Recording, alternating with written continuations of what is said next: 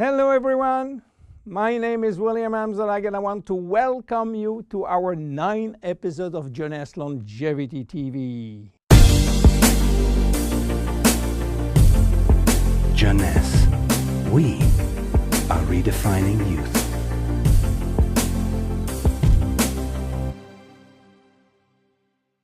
Obesity, or should I say globesity. Today, obesity is a worldwide epidemic disease. There is an outrageous eruption of a worldwide obesity even in the countries where not so long ago famine was the #1 health issue.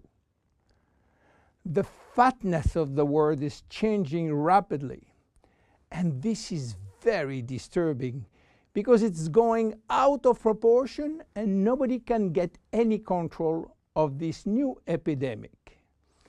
Many children become obese and then become obese adults. The diseases associated with obesity, such as heart disease, cancer, and especially diabetes, will explode.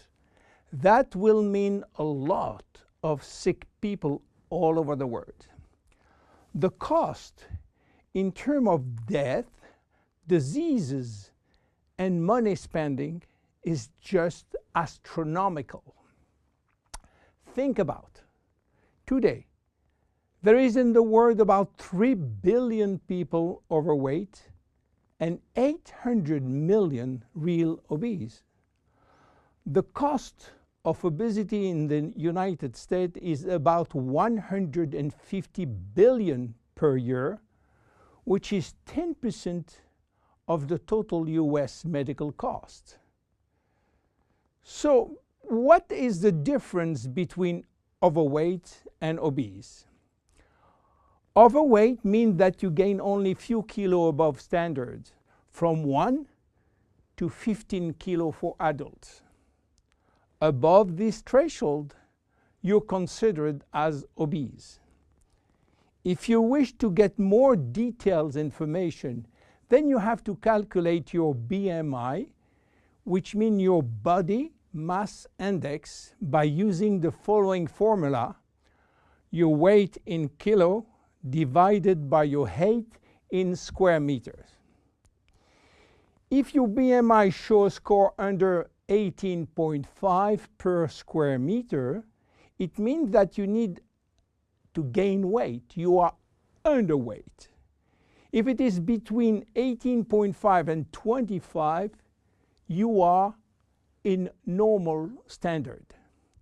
Between 25 and 30, you are overweight, and above 30, you are qualified for obesity. Note that BMI is a standard tool which do not apply in extremes like very tall people or very small people, and also should be adapted to children. Why people become obese? It is very simple in theory, but become more complicated when we reach fat metabolism. We are gaining weight or fat when we eat more than we spend in terms of calorie, or when we spend less than we eat in terms of calorie. So how do we get energy? The body will get energy only from the food, knowing that 1 gram of carbohydrate will release 4 calories, same for proteins, but 1 gram of fat will release 9 calories. So all depend on how much you eat and what kind of food you eat. If the food is rich in fat or in protein or in sugars. Now, how do we spend energy? There are 3 ways to spend energy. The first one is what we call basal metabolism, which is the necessary energy required to get our body working and all our million of chemical reaction working and working properly. This requires approximately 1 calorie per kilo and per hour. So if you weigh 60 kilo, you will spend in 24 hours 60 multiplied by 24 equal 1,440 calories per day. And this is good news because you have no control on that. The second spending is the necessary energy to fight against heat or cold. And these depend on the environment and the way that you are protected against heat or cold. It is called thermogenesis. And again, you have little control on that. The third one is the energy required to move your body, and that is entirely up to you. This is to say that physical activity is the only controllable way to spend energy. We will see later that this very simple way of gaining or losing weight is influenced by many, many other factors, and especially the control of fat metabolism by a sophisticated group of hormones. So why such epidemic? To understand, we have to go back 20,000 years ago.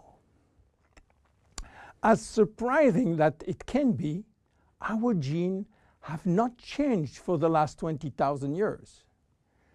At this time, life for humans was quite difficult. In fact, life was based on food availability, and food was really available only during spring and summer. The rest of the time, no food, almost famine.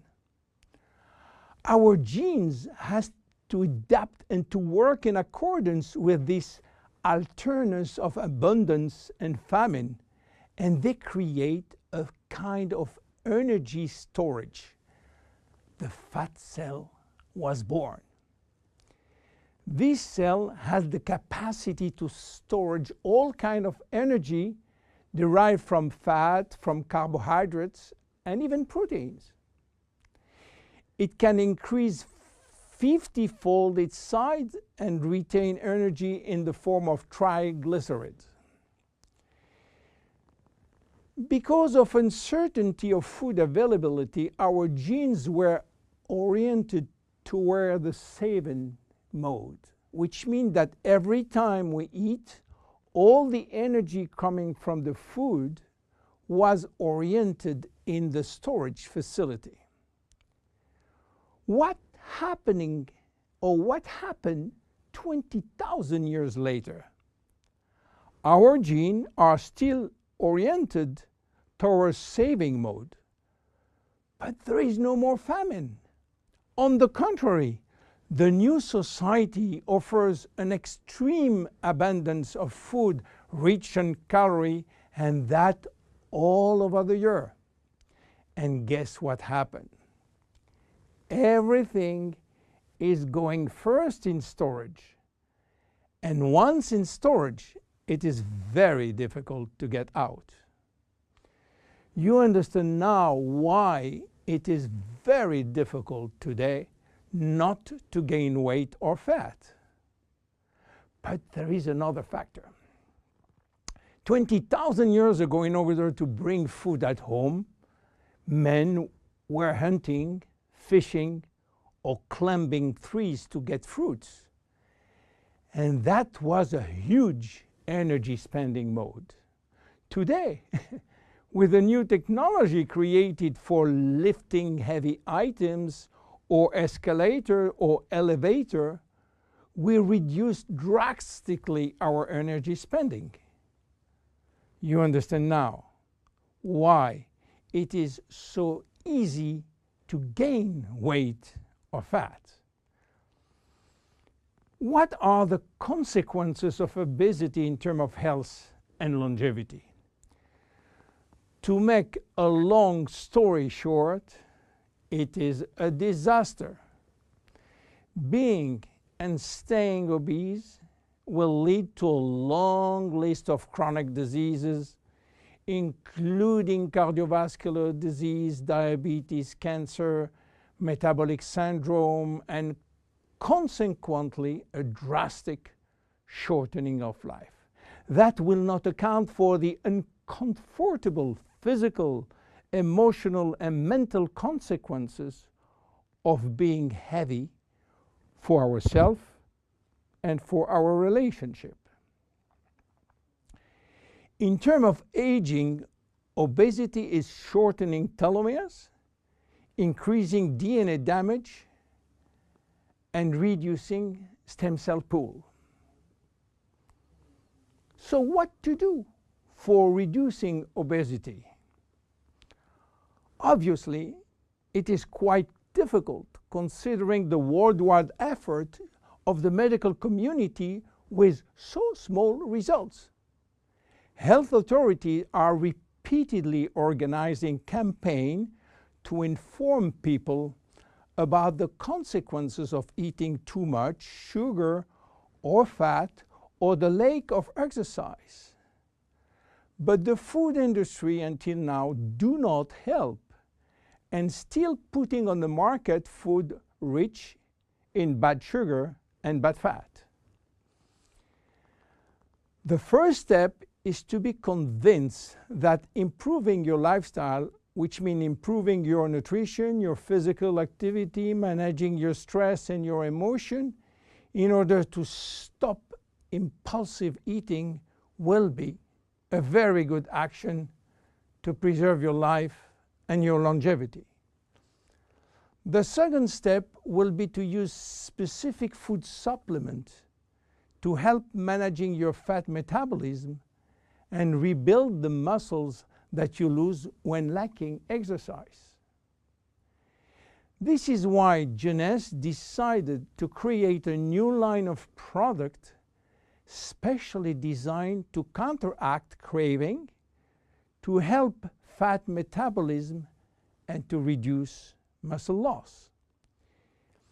Be with us in our next episode dedicated to the ZEN body line. My name is William Amzalag, and I will see you on our next episode. Thank you.